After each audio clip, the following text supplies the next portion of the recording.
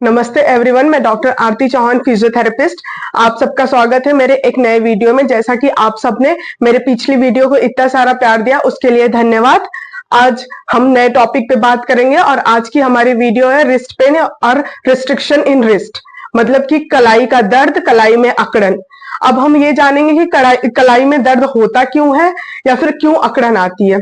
तो जैसे कि ये दर्द किसी भी उम्र वालों को हो सकता है, लेकिन ये जो मेनली देखा जाता है, जो भी लोग 30 साल से ऊपर के हैं उन लोगों में ये दर्द अक्सर देखा जाता है, या फिर इसके पेशेंट हमारे पास में अक्सर आते हैं।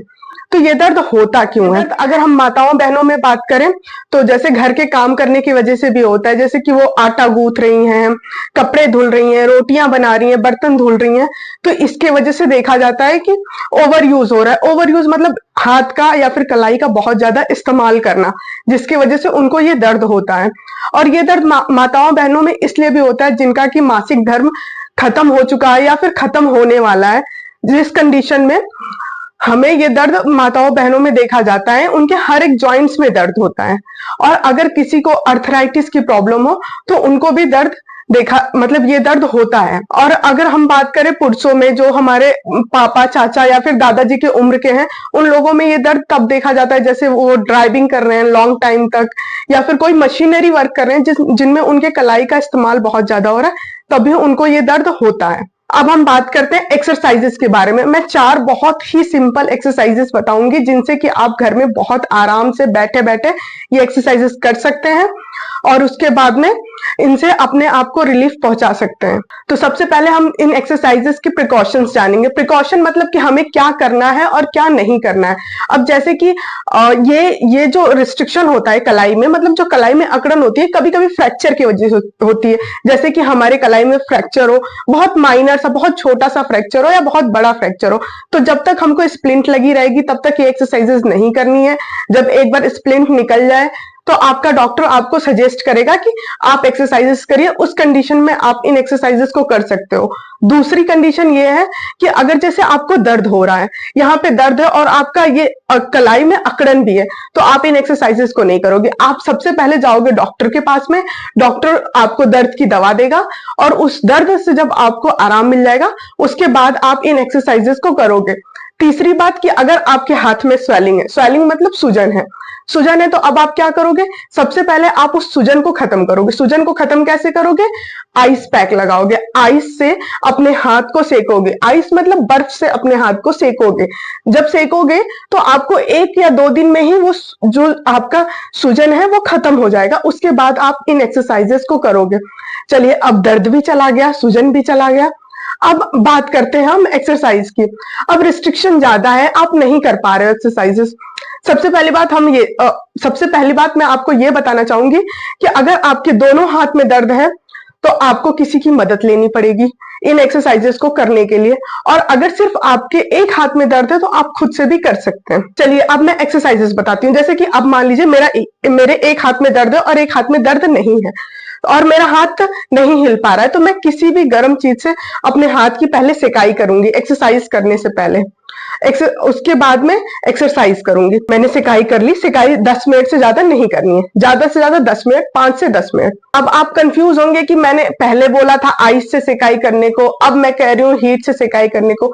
देखिए, एक चीज आपको अपने ब्रेन में हमेशा क्लियर करनी होगी कि कभी भी अगर आपके हाथों में सूजन है तो आप उसको गर्म सिकाई नहीं करेंगे, उस पर आप ठंडी सिकाई करेंगे। ठंडी सिकाई मतलब आइस की सिकाई।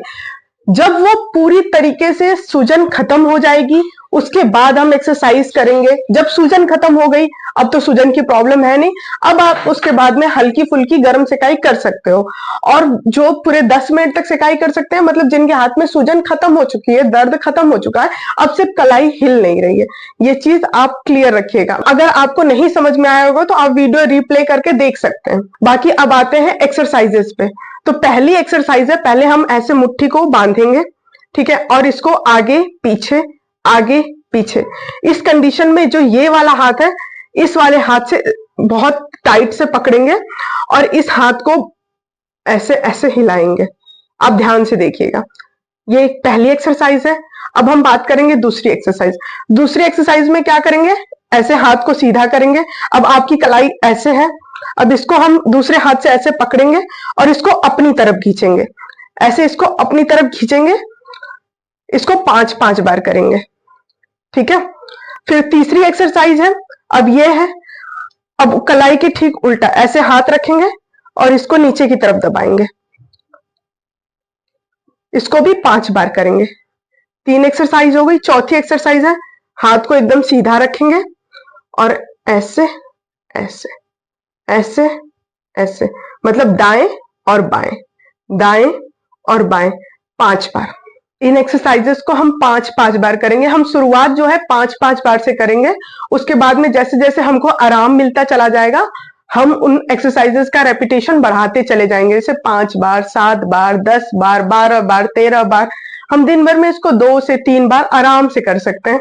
और आप इन एक्सरसाइजेस को बैठे बैठे कर सकते हो, लेट के कर सकते हो, खड़े होके कर सकते हो। अब जिस पोजीशन में कंफर्टेबल हो उस पोजीशन में करोगे। अब धीरे धीरे आराम से करो। किसी भी एक्सरसाइज को बहुत एग्रेसिवली जैसे ऐसे ऐसे ऐसे नहीं करना है। एक्सरसाइज हमेशा धीरे धीरे स्लो स्लो करना है, जिससे कि हमें कोई भी तकलीफ ना हो। बाकी की जानकारी के लिए आप हमें कांटेक्ट कर सकते हैं, कॉल कर सकते हैं, कमेंट कर सकते हैं। और अगला किस प्रॉब्लम पे मैं वीडियो बनाऊं उससे आप हमें कमेंट करके बता सकते हैं। तब तक के लिए धन्यवाद। खुश रहिए, स्वस्थ रहिए।